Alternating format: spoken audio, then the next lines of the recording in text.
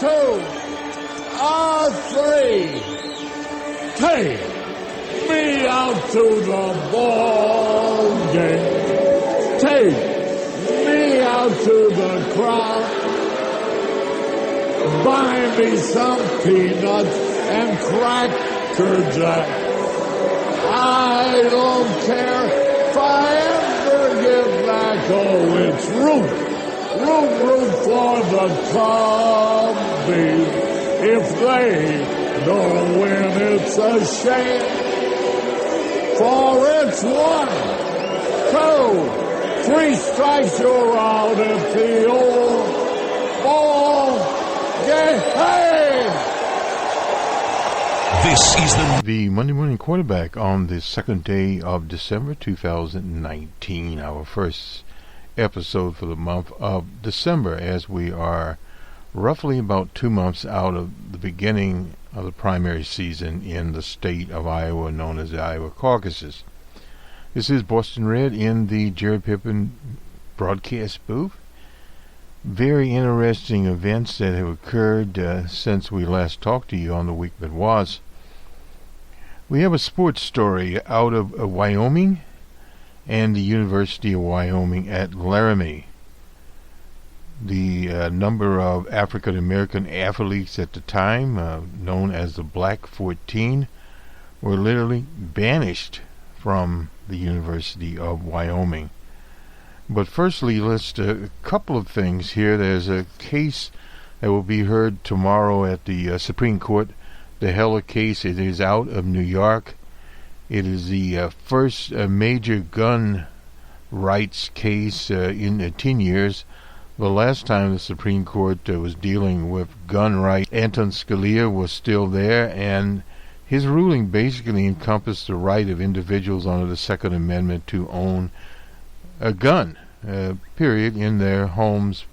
And of course that has been expanded now. You have various carry laws, stand your ground laws, etc. And part of that 5-4 majority was Justice Kennedy, who has retired. And Justice Kennedy wanted to leave a loophole in where state governments, etc., could ban such things as high-velocity ammo, certain types of guns, etc., and that is now in the law. Now, the New York law is kind of interesting in that it has been repealed. So is the case moot? Is the case not moot? Well, Justice Kennedy was replaced by Justice Kavanaugh, who has written on gun rights. Basically, everything goes is his philosophy. And how will that filter into the opinion? Very difficult to say. Will the Chief Justice Roberts be the lead on this, or will he not be the lead on this? Is a much more conservative court. Gun rights as a personal right, or as a right under the Second Amendment, it does actually not exist, the opinion of this Mike. The founders and the people at the Constitutional Convention did not intend this to happen. They talked about militias, but the historical interpretation of militias was much, much different than it is today. And part of you're talking in the 1700s, people maintaining a musket at home. You had single-shot pistols. You didn't have obviously automatic weapons and that kind of thing. Multiple-shot devices. You didn't even have the Wild West had 6-shooters basically there. You didn't have those at all. So in other words, the whole ecosystem of firearms has changed in what a firearm is. And part of this whole gun rights thing was a concession to the people to take away some other rights, and thus they could still keep the gun. We noticed that during the Depression that many people that had 6 or 7 or how many guns were trying to sell those guns. And of course the market was flush with weapons, and that played on it much. But that right has been a campaign, a type of rallying cry with the NRA to win votes. It's just that pure and simple. Just like the anti-abortion legislation very hard drum. But on the other end of the spectrum, guns are not as profitable as they used to be. Colt and some of the others are phasing out the manufacture of certain types of guns. There's a question, will the gun manufacturers be liable for these mass shootings? That is still out there. And there are other kinds of questions. Now, in this particular lawsuit, many friends of the court amicus curiae briefs have been submitted. The NRA's brief is out there, but so is a March for Life. Now, this is a totally different situation. There was no March for Life 10 years ago. These are young people speaking, and it is the future. And as LBJ used to say, anyone who's been to a goat roping contest understands that opinions on gun rights are changing. You primarily have an older generation that had guns, came through the Great War, veteran types, in rural areas, hunters, people that had what's called long guns, a little different situation. But what has happened, the NRA has literally formed a culture of guns where people are carrying guns, concealed guns, and at the same time buying multiple guns. Especially happened during the Obama administration. Urban legends were on the web that the Obama people were going to seize everyone's gun, which was numerically an impossibility. There were just too many guns out there. But as President Obama exited office, gun sales themselves have plateaued off. The basic reason is people that, the majority of people that wanted guns, whether they needed them or not, had already purchased them. Now, yes, you have younger people turning 18 or whatever, 21, do indeed purchase guns. But with the exception of spike, well, in two areas. In mass shootings, you've had obviously more mass shootings because the Clinton-era assault weapons bans had disappeared off the record books. And also at the same time, suicides, people killing themselves, has skyrocketed because obviously the gun is an easier method of doing it than hanging oneself, or the old carbon monoxide in the garage, or whatever is out there. And also a rise in so-called domestic killings. We had a few of those happen the weekend. One was in the upper Midway state of Minnesota. Evidently a family-related situation. 2 young kids were killed outside, and then 2 people were found dead in the house. And there was another one of those. So in other words, I think that the young woman was killed. And then you go to various cities. We could collect those types of statistics, domestic statistics, and those are very, very difficult to deal with because the domestic, unless there's a history of domestic violence at that particular domicile. And this domicile, evidently, they had never had a message from that domicile, the one in Minnesota. But you have these things occurring, and we don't know the outcomes of that. I'll have to look it up later. What types of weapons were recovered, etc., from this carnage. But this is part of a cultural thing, particularly in places like Texas and Arizona and some of the other states that make it easier to carry a gun. In Texas, you can carry a gun openly. In some of the states now, you don't really need to apply for any type of permit. You can just get the gun. And there's some federal background check laws, but again, many of these people buy their laws at so-called sales that they have that are open market bazaars. And those peer-to-peer, person-to-person sales are not regulated, and that a lot of that is people that are trading or whatever they're doing, bartering in guns informally. Anyway, this is a major case coming up here on the international scene. The Maltese Prime Minister will resign in January. He's implicated in the murder of the journalist Daphne there, and The chief of staff is implicated in it. The wealthiest person in Malta, he's under arrest now, and he's saying that the information from the police investigation had been fed to these various criminal elements. So that case is in Malta, and also in Iraq. Prime Minister there has resigned. They are going to have to reset that political situation there. And in the British election ongoing, because of the murders around the London Bridge, it was not actually at the London Bridge, it was at a conference where people that had been involved in extremist activities and were on the various programs, the de-escalation programs, etc., criminologists were there, and this character that committed the murders with a knife was also there. So he wounded some people, killed 3, went toward London Bridge, and that's where he was apprehended, and then the British armed police shot him, and ended his case there. But in the election, the football is thrown out there. Conservative Prime Minister Johnson blames the Labour Party. That would have been the party of Mr. Brown, I believe, 10 years ago, enacting the legislation that allowed early release. Whereas the Labour Party head, Jeremy Corbyn, has always said that he was never in favor of any early release for these types of characters. Period.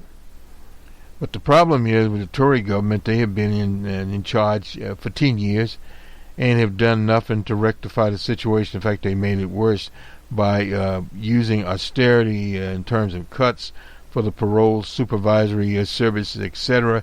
Not as many people, as they say, to mind the monitors anymore, and it has become a what in America we call a political football.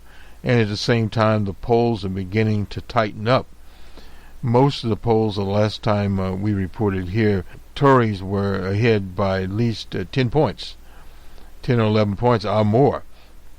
But again, as in the last election, the Labour Party was down, but the Labour Party came back very, very closely. Now, in the UK, you do not have what's called proportional representation. The various legislative districts there, 600 plus, I believe, of those, where you'll have Tories, you'll have Labour, and you'll have the Greens and various other parties all running. And then you add up the totals. That's the way that it works out in those elections. So let's go now to the story out of Wyoming, the Black 14, as they were called.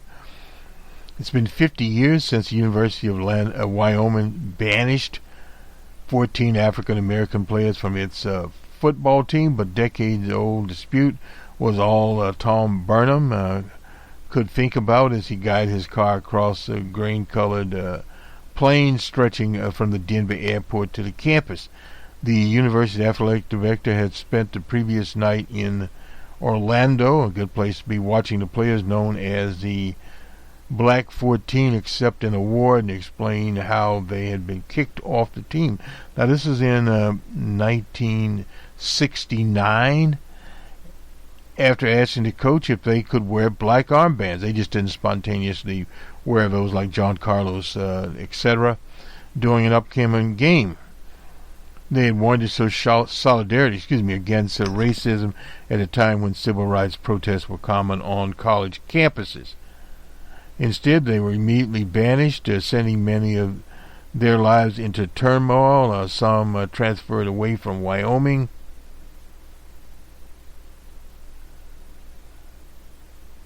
Others left school, never to return, never to receive degrees. And degrees were more important in those days than obviously are today.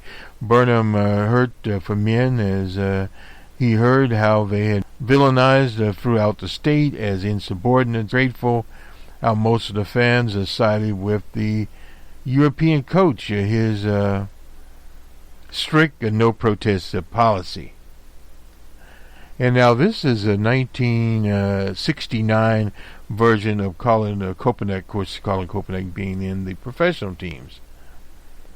Over beers at a hotel, Burnham listened as players now in their 60s and 70s talked of keeping tabs on their former teams' wins and losses, even though most had not been back on campus in many, many years. I thought to myself, these guys don't have a school. As simple as that was important to me. And so he drove back to the campus. That was in September of 2017. Burnham decided he had to do something. As it turns out, the school president at the time, Laurie Nichols, had been thinking the same thing, working to educate herself on the Black 14 scandal, which remained perhaps the most divisive incident in the school's 132-year history. When Burnham mentioned the idea of trying to repair the university's relation with the players, Nichols readily agreed.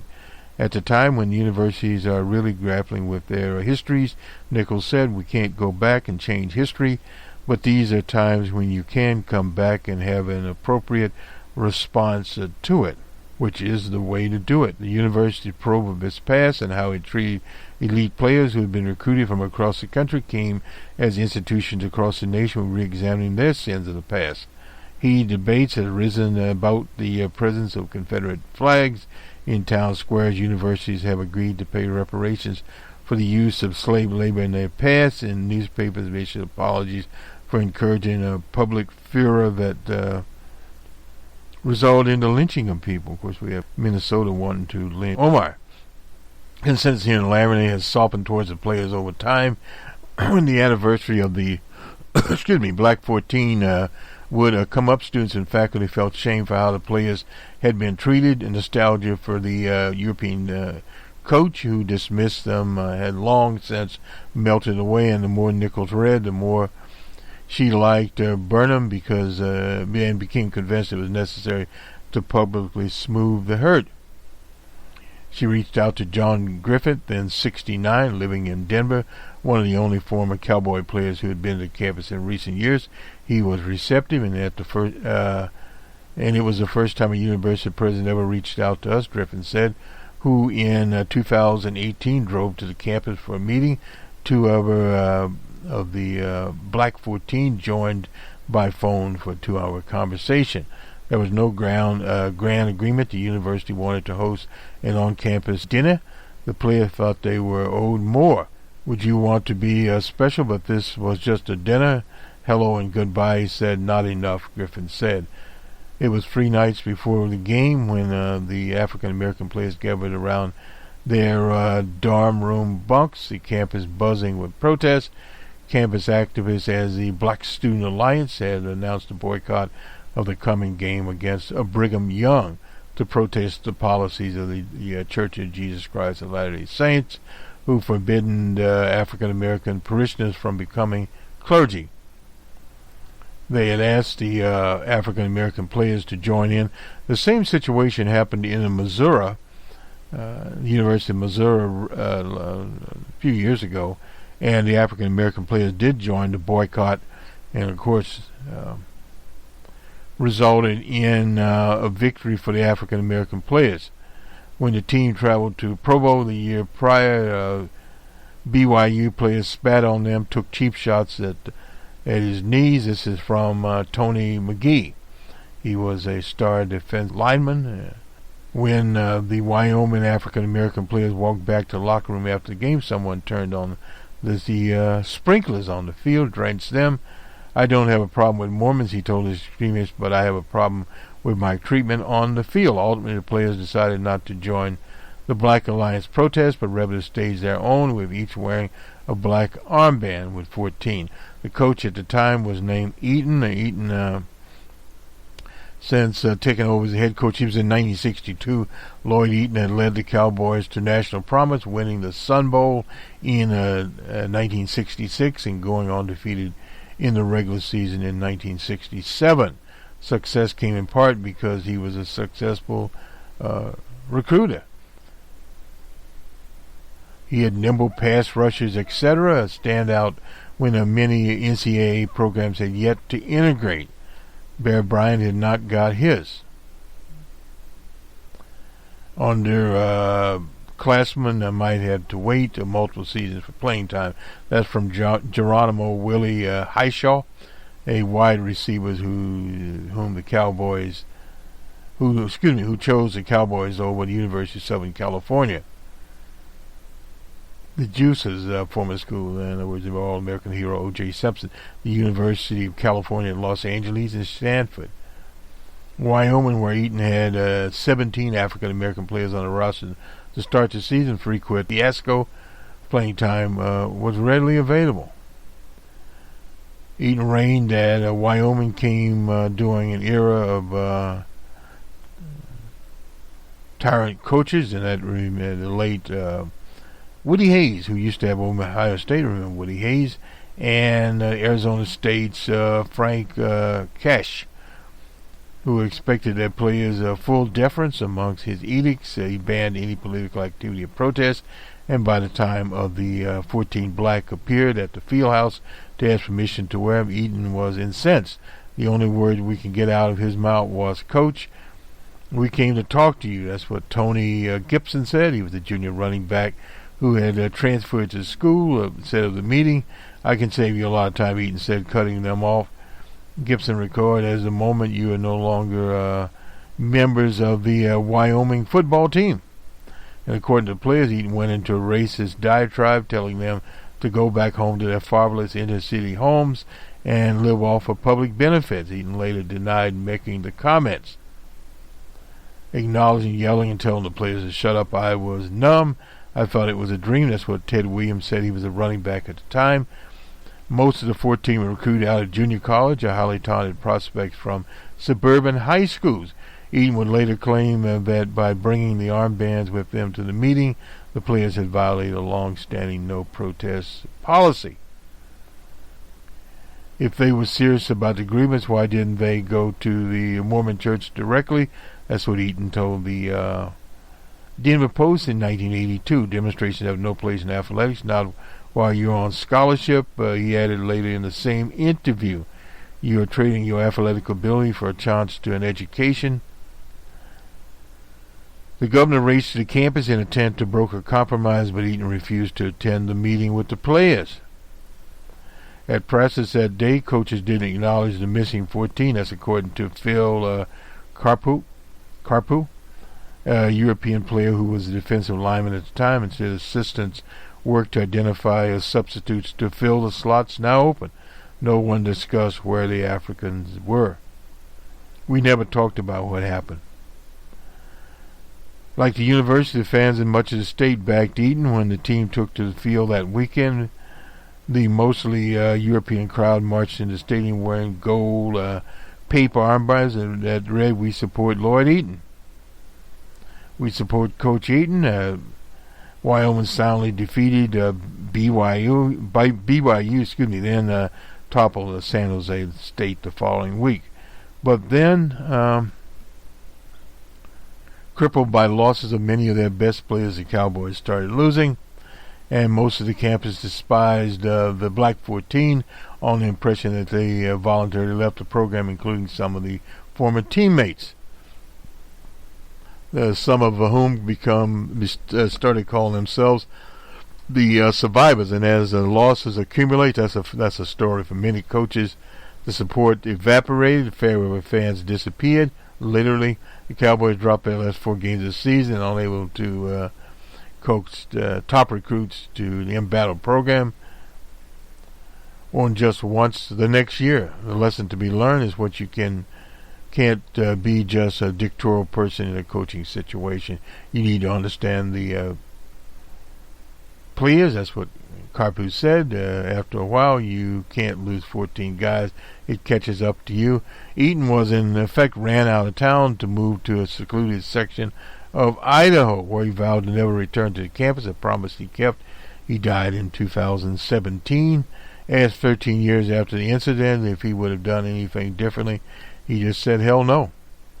Talks between the school and the players, which had been going on for months, remained at an impasse when Drippin made the drive from his home in Denver to the campus. That was in June of 2018. He settled into a chair in the same conference room nearly 50 years ago. The state governor had tried and failed to broker a truce. We negotiated on the top of negotiations. Many of the players still held raw feelings of how Eaton moved to kick them off the team. A group of professors has scraped together scholarship funds so that the players could stay on campus until the end of the semester. Some assistant coaches contacted smaller colleges behind Coach Eaton's back. Most of the 14 eventually finished their degrees someplace else. Literally. Two of the players, Tommy McGee and Joe Williams, were able to salvage their professional prospects and eventually made it to the NFL.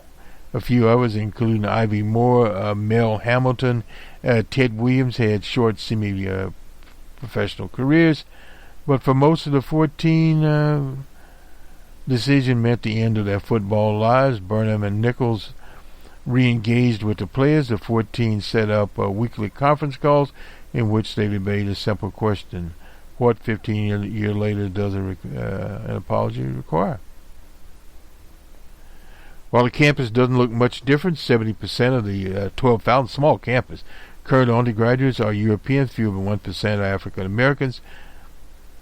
Administrators emphasize that, like most campuses, the culture has been much more inclusive than 15 years ago, but they did have African American players there, which some did not. Eaton kicked those guys off. Well, they must have been doing something wrong. That was my mentality. That is from Kevin McKinney, who at the time was a student worker at the athletic department. The two sides reconvened at the end of August, and once banished players had brought with them a lot of demands. They wanted, above other things, monetary reparations. Honorary degrees were non-starters for the school, but as the university administrators read down the list, they saw plenty that they could deal with. They wanted a public letter of apology from the university, chance to speak with students on campus, an historic marker at the War Memorial Stadium, scholarships for students studying diversity issues. They wanted to be introduced as Wyoming players again. Alan Simpson came in. He's a former senator from Wyoming. And he was shepherding the process in February of this year, with final negotiations going on. Several members of the 14 returned to campus for African History, a Black History Month, at the invitation of the school's Office of Diversity, Equality, and Inclusion. Burnham brought them to a Cowboys basketball game, then introduced mid-court. This is from the Washington Post. Very, very long article. I'm finishing up the way the students gravitated towards us when we were on campus and we were on a tour and doing panel discussions. They were interested in the true story. Called Gibson, a fullback at the time. That's good. On September 13th, Friday night before the game, the Black 14 and their families joined university officials for a special dinner in which Burnham stood up and read a letter that he and Nichols had signed, an official apology. To have your collegiate career derailed as both students and athletes is a tragedy, the letter said. Please accept a sincere apology from the University of Wyoming for the unfair way in which you were treated and the hardships that the treatment created for you. We want to welcome you home as valuable members of this institution. Hope you accept our old Wyoming saying, once a cowboy, always a cowboy. The players were stunned. Some moved to tears. The following morning, the Black 14 were invited to the football pregame breakfast where the coach, now Craig Borfa, welcomed them to the team. They got jerseys to take away with them, the players that morning at the team breakfast, so we're going to give this back to you. They joined arm in arm, a cowboy walk, marched through the tailgate into the stadium. So it had a happy ending here. I had to throw up the peace sign to show them that we love them as much as they loved us, Williams said, who played halfback. I wanted to honor them for listening to our story. It felt great, like I went back to see old friends. One by one, the players walked to the 10-yard line to be draped in a Wyoming Letterman jacket. 50 years later, they were again Cowboys. I thought this was a very interesting story to introduce to you on the Monday Morning Quarterback, but we quarterbacked this story, and congratulations to the University of Wyoming the recognition of the players. And this is probably a story in the Post that didn't receive as many eyes as perhaps it should have received. A 50-year-old story, and that is a long time. 1969-68. This was by Wesley Laurie. Wesley Laurie covered the Ferguson episodes, an African American there, and Jacob Boggage.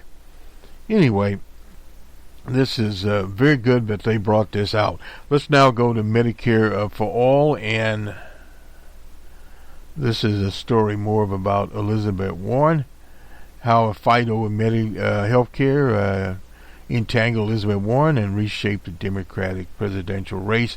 This is by Dan Balls, Stein, and Annie Linsky. In mid-November, a few dozen of the country's most influential advocates for Medicare for All were reviewing details of Liz Warren's plan to finance the proposed government program when they learned that she unexpectedly had changed her position. Warren, who had excited liberals when she initially embraced Medicare for All, first proposed by Bernie Sanders, was suggesting a more centrist idea to delay enactment of the single-payer system in the interim and give consumers the option to opt in. The change might have seemed insignificant to most Americans, but to many in the conference room, as new stance marked an abrupt retreat. The movement highlighted the political turbulence that Warren had experienced in recent weeks as she attempted to extricate herself from a policy dilemma that had caused problems, no doubt about that. Here's part of the problem here. She was being warned that support for Medicare for All, including the elimination of private insurance used by more than 150 million Americans, could cost her support amongst Democrats looking for strong candidates to take on Trump. Medicare for All got more attention and more attention. People began to say, yep, that's a mistake. Former Congressman Barney Frank from the Commonwealth. But I guess she felt she couldn't make herself totally vulnerable to the Sanders people by banning it. It would have been better to do it early. Doing something like this early is always the best solution. You do it very early in the campaign, not very late in the campaign, adding that he had privately told her that backing a Sanders plan was a terrible mistake. And now, was this actually opportunism on the part? Well, that'll have to be written in books after the campaign of the Warren campaign. I doubt very seriously if Liz Warren would have moved in an opportunistic moment, but you have to understand that Bernie Sanders was far ahead, truly tested in Iowa and New Hampshire, and he's back up again, incidentally, in the polls in Iowa. But let's see, recent polls suggest that Warren had sustained political damage from a health care policy, no doubt about that. Nationally, Warren has dropped from 27% in October. That's a real clear channel, real clear politics, excuse me, to 16. So she dropped about 9 points at the end of November. In Iowa, she's dropped 5 points in the same period. In New Hampshire, her support has been cut in half. And the opportunistic mayor from Selbin, Mayor Pippin, had backed a more moderate health care program. But this is one thing to be understood about Bernie Sanders' program. Bernie put out Medicare for All, which is a slogan. It is not the entire program, nor would it be the finish of the program.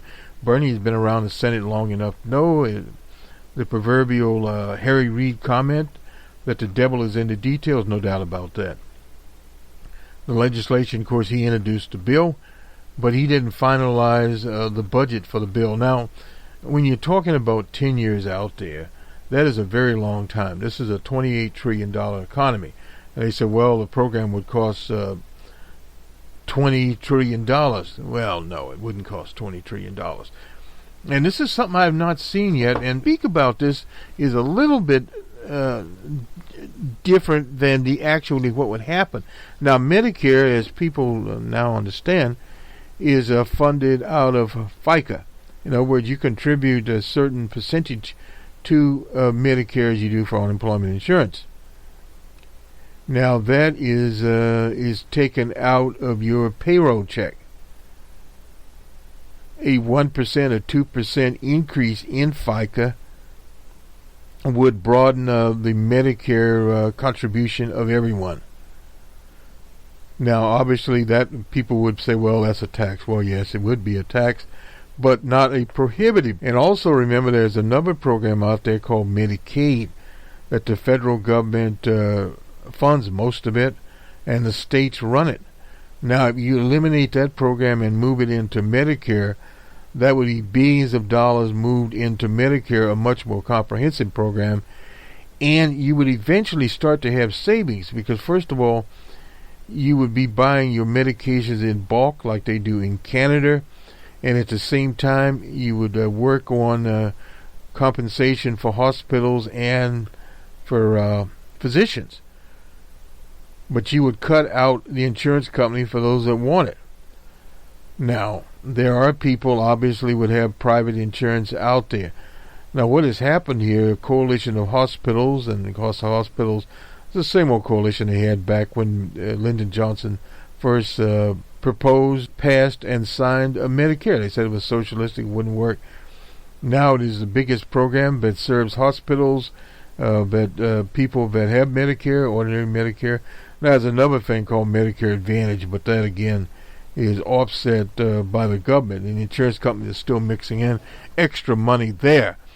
But you'll have other people saying, well, PD says, well, okay, we can still have some sort of public option stuck in it. The council warns the healthcare plan struggles and political repercussions that rapidly shifted the dynamics of the 2020s based on interviews with 27 advisors, pundits, and whomever. The irony is that the candidate whose political identity has been built in part as a policy wong, no doubt about that. And the debate was uniquely suited to Tia Warren, who's said who has never made an issue a central element of her worldview. Now, she embraced the single-payer system as she planned her presidential run, signing on to Bernie Sanders' legislation, and felt duty-bound by her brand to offer a detailed plan. By refusing to acknowledge what Sanders had conceded that the middle class would, taxes would rise for it. The result for Warren is muddled, no doubt about that. You can muddle things up. Warren's health plan has been flushed out. It's very much straddles the moderate and progressive wings of the party. That's according to Larry Levitt, Executive Vice President of Health Policy at the Kaiser Foundation. As is often the case, when you try to saddle, you don't satisfy anyone. Well, no doubt about that. She has repeatedly told reporters that she's been working for months and months to develop a way to pay for it, but doesn't include higher taxes on quote-unquote the middle class. Well, that in itself is impossible. People now are paying a tax, if you want to call it that, with co-pays and various other things, skinny plans. The money is still there.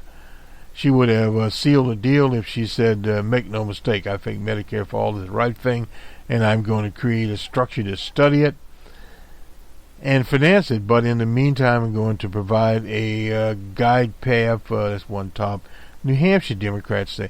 The studying it program wouldn't have flown. She didn't support single payer in her 2012 campaign. As a new senator, she was never seen as an ally in the fight for government-run health care, even by liberal groups who otherwise supported her. Now, but you got to remember, in the Commonwealth of Massachusetts, there was mass care there, or Romney care, which the state has. So the state did not have to go to the Affordable Act. So she doesn't mention it very much out there, and there's no reason to mention it, but it is still out there. Now, the staff has come in, the stuff that came in the spring, we communicated to Warren's campaign staff, but we were only comfortable with the equivocation. That's from Stephanie Ann Woodhandler, who counseled Warren on health care policy for several years. He is also co-founder of Physicians for National Health Care Program. Reverberations in the Boston campaign headquarters. Warren's campaign was deeply anxious about Bernie, and this whole thing of dealing with Bernie was a mistake within itself. Warren's competitors were moving away from the plan, no doubt about that. Kamala Harris who has only half a campaign going. Some of these people will disappear, but some of the others that will be around, no doubt about that, is the mayor from South Bend running ads in Iowa, of all places.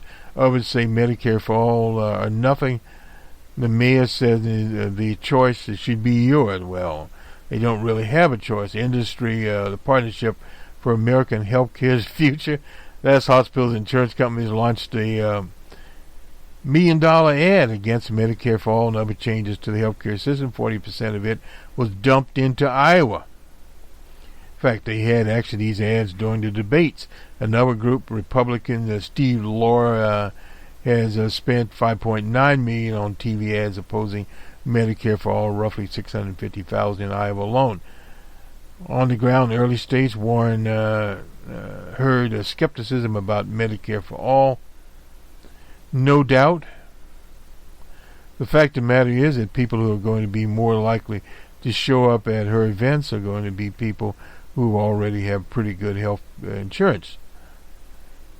Sullivan recalls Sullivan is an official in Iowa, standing by Warren in mid-September as she mingled with 50 people hand-selected for a private chat. I never liked those. The pressure came at a boiling point when the candidate met in October in Ohio, in mid-October, a marathon 3-hour debate. It was the first time Warren had held a lead in several surveys. They zeroed in on Warren, which obviously they would do.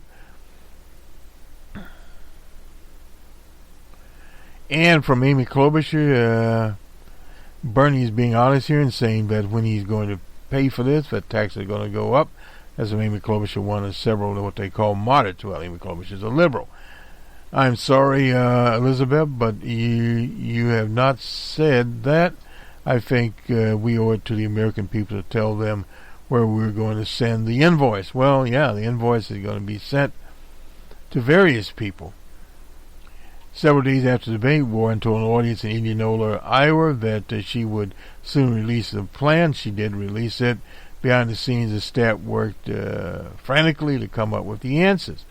On the 1st of November, she released a $20.5 trillion plan, relying mostly on tax increases on the rich and on companies, her campaign said, adding that it would any tax hike last. While she was trying to reassure the left of her loyalty to Medicare for all, she also promised to carry the fight to the general election by introducing a mass tax on rich companies. And they will fight tooth and nail there. Old Joe Lunchbox Biden said Warren's cost estimate were off by trees. How does he know?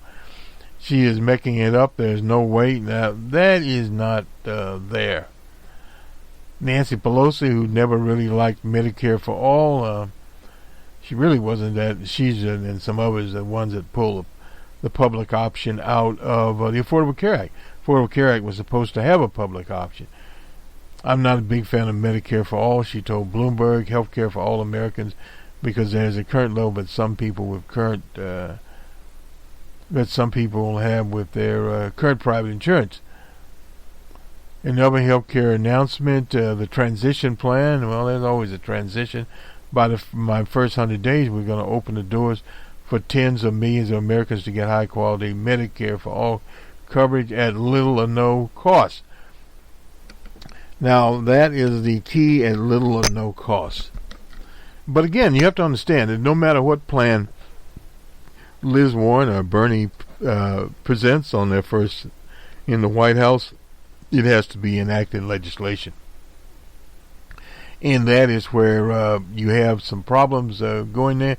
Mike Duzak, he's National Coordinator of the Labor Campaign for Single-Payer Health Care, which urged unions to support Medicare for all. A lot of unions, incidentally, not all, and a very small audience, have negotiated very good health care plans, the GM workers and some other workers there, and that's one thing you have to take into consideration. If I were a candidate, I would speak explicit to that. But the problem is, those are not the things you do in a campaign, particularly a primary campaign. You'd be too much of a policy wog there. Anyway, this is in Kenny, Iowa. Somebody named Bailey Caskell, a student at the University of Northern Iowa, don't know where it is, who was committed to caucus for Warren, asked how she would convince her mother on the merits of Medicare for All. For 6 minutes, Warren explained in detail than usual how she planned to transition the system. My basic notion has been we are trying to get as much help as we can to as many people as we can, as fast as we can. Now, that in itself was a way of explaining her campaign. And now Elizabeth Warren does have an excellent way of doing this, but she has to do it above the noise, and there's a lot of noise out there.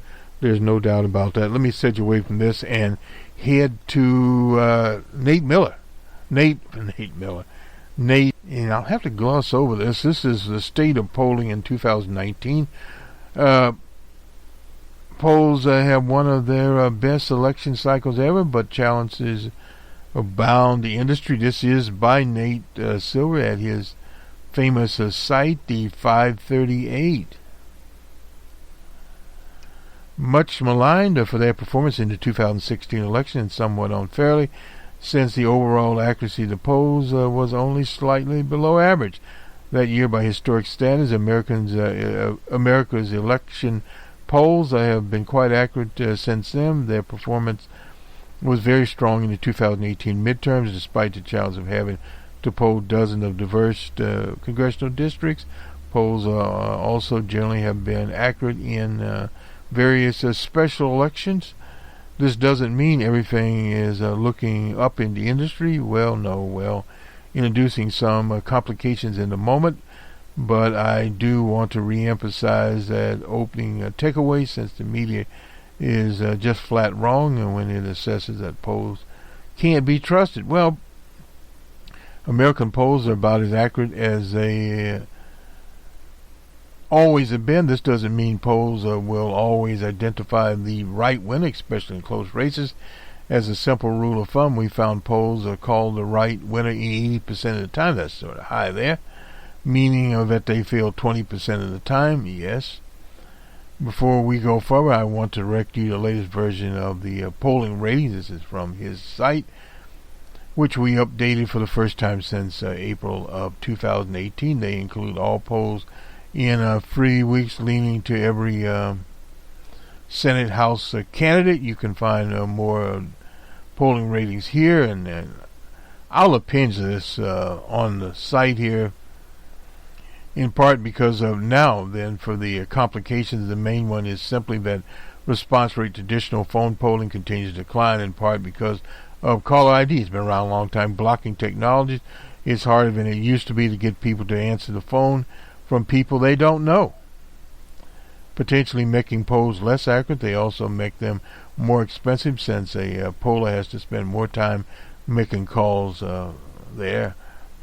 There were 532 polls in our poster rating database, which cover polls in 21 years before the election, 21 days, associated with the election on November 16th. This is down from 538 for election day. In 2012, they had 692 in 2010. That was when working class Christine O'Donnell was in the game. So why not turn to online polls and new technologies? Well, the problem is, in recent elections, polls that use live interviews to call both landlines and mobiles continue to outperform other methods such as online automated VIR polls. Moreover, online VIR polls generally are more prone to hurting. That is, making the methodology choices of picking or choosing which result they publish in a way that makes their polls match others, more traditional polls. So not only are online and automated polls somewhat less accurate than live polls, but they probably suffer a further decline in accuracy if they didn't have live polls to herd towards. Still, online polls, he's talking about such polls, and YouGov poll example stands out for being more accurate than others, such as Zombie Survey Monkey, Harry's Insight, and Analytics. Many former IVR posters are now migrating to hybrid methods, which combine automated phone with internet panels, in that produce better results, and he uses their Survey USA than others. Polls have been quite accurate and unbiased. Each time we update our postal ratings, we publish a few chats that depict the overall health of the industry. By average error, I mean the difference between a margin projected by the poll and the actual results. For instance, if the poll shows the Democrat up by 1, then the Republican wins by 2. There is error. To not give one poll firm more influence, the values in the charts are weighted based upon the number of polls of a particular pollster. Polls that are banned, we know are suspect. The effect data are excluded from the analysis that's there. In the 538, we include a handful of elections that occurred so far in the cycle. And they name a lot of these here. Post 2016 have been accurate by historic standards. And this is some of the polls here. And as we said, the 2017-19 cycle was one of the most accurate there, the average error being 5 points. U.S. House elections is the best in our database, trailing only 1999 to 2000, the 4.3 error associated with U.S. Senate elections is the best, slightly trailing the 2005-2006. Gubernatorial polls 5.3. Combining all different types of elections together, we find from 2017 onward had been a 5, and is considerably better than 6.7. That's fairly high there. One key to remember now, with the Iowa caucus only 3 months away, some types of elections are associated with considerably large polling errors than others. In particular, presidential primaries feature polling that is often volatile at best. And we see that with the UK elections. Top candidates averaging 8.7, and the error is worse at 10.1, so that doesn't tell you very much there at all. We also look at polling accuracy by simply counting up how often the candidate leading in the polls, winning, etc. If a poll has a Republican ahead by 1 point, Democrat won by one point there, that's much more accurate result than if the Republican won by 20 points. Well, obviously that. And some of the general here in election winning percentages has slightly been below long-term results, 76% in 2017-2019. Basic as this analysis is, essential to remember that polls are much more likely to misidentify the winner when it's a close race, no doubt. Polls in our database that show a lead of 3 points or less identify the winner only 58% of the time. A bit better than random chance, but not much. The polls showing a 3 to 6 point lead were 72% time there, and those 6 to 10, 86% chance there. And this shows some of it. Greater than or less than 20 is 9.99% there. In other words, that's a runaway landslide. Another essential measurement of polling accuracy is statistical bias, which is where a poll tends to miss in the same direction. We are particularly interested in understanding which polls systematically favor Democrats, which favor Republicans, although they weren't that bad for accuracy standpoint. Overall, in the 2015 polls had a Democratic bias of 2.7%. Now that's very important when you start looking at these polls. 2017-19 Iowa polls essentially had no partisan bias to the extent there was one. It was a very single bias, 0.3% towards the Republicans. Polls have been the most accurate, although it may be dangerous to put too much stock in performance. It takes dozens of polls to the reliability, no doubt about that, plus or minus the calculations there. Now, they name some advanced plus minus scores and other matrix here in the ratings. And ABC, live methodology. Washington Post, they had 5 polls, an average error rate of 1.7. And Mason-Dixon polling research, average of 2.8. Monmouth University. And they actually rate ABC 5, of course they are ABC.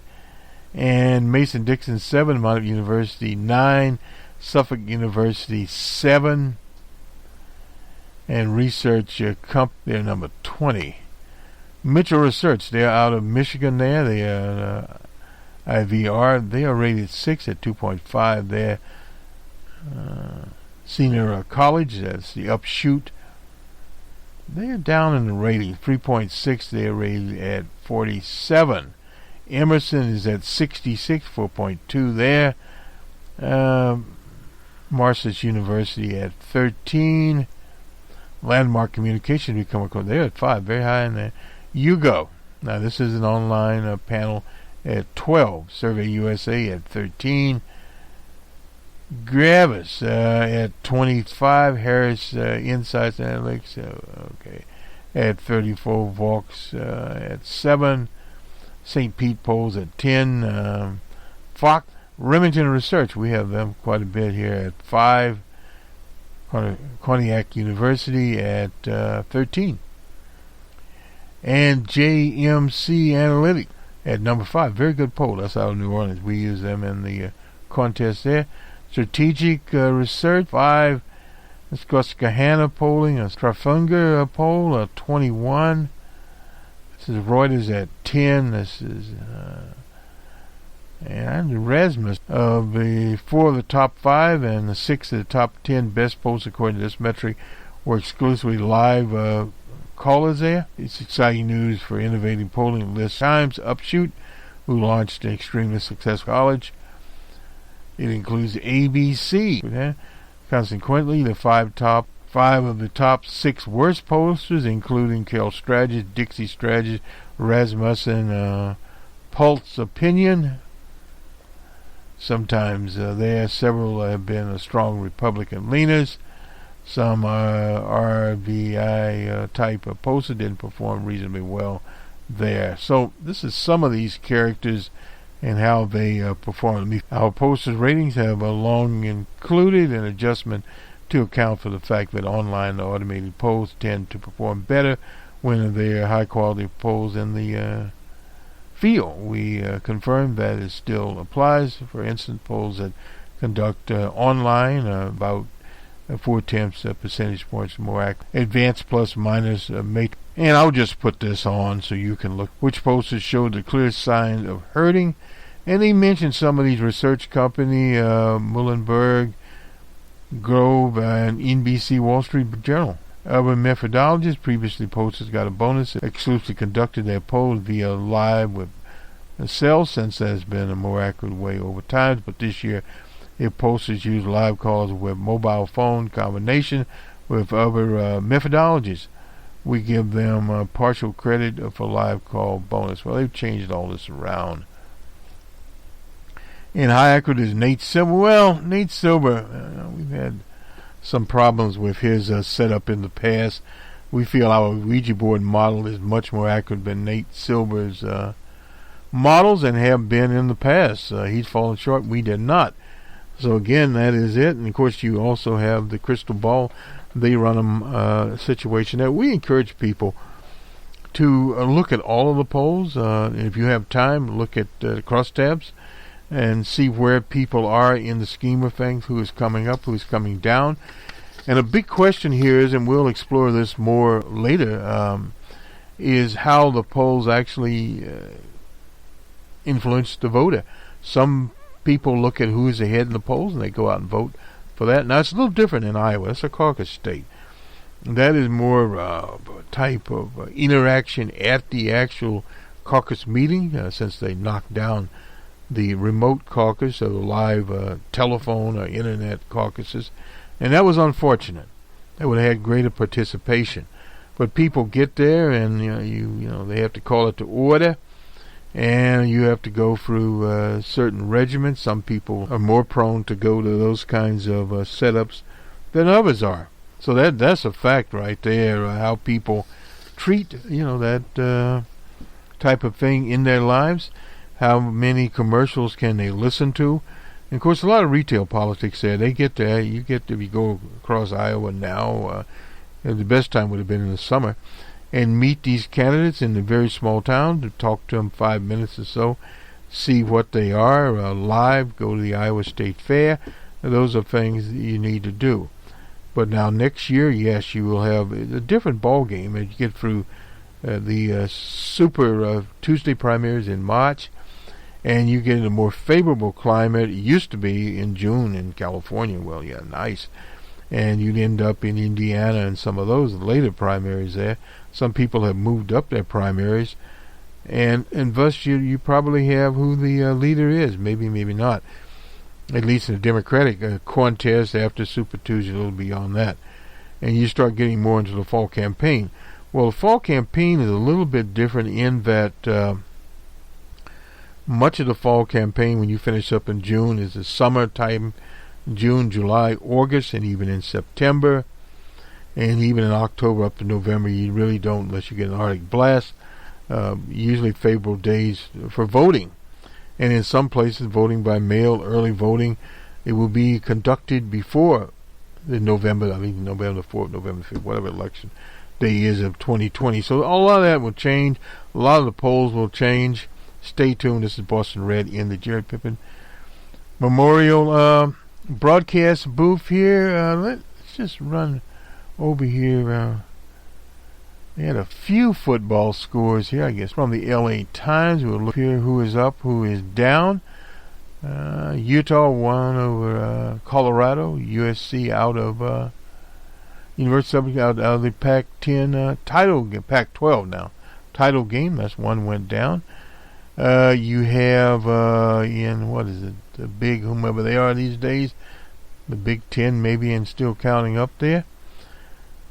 Ohio State will be there, and Wisconsin in that race. Several of these races that are coming up. Big bowl games as a result of that mayhem. Unfortunately, we don't have the peer we'll have to cast, but this is sort of what the West Coast is looking like.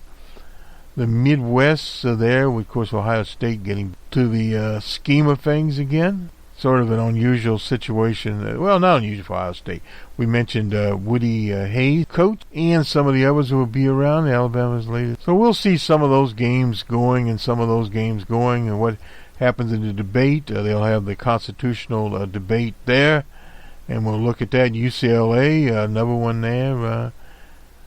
They had, a 3-9 season, finished 4-8, as the Bruins Cal in their season 28. Not a lot of these, but we did get a chance to look at the Black 14 at the University of Wyoming, in a state that Lynn Cheney runs around in there. They were a little more progressive, I believe, in those days. Remember, Wyoming was in Wyoming and Montana. I think Wyoming was the first state to give the women a vote. Good day.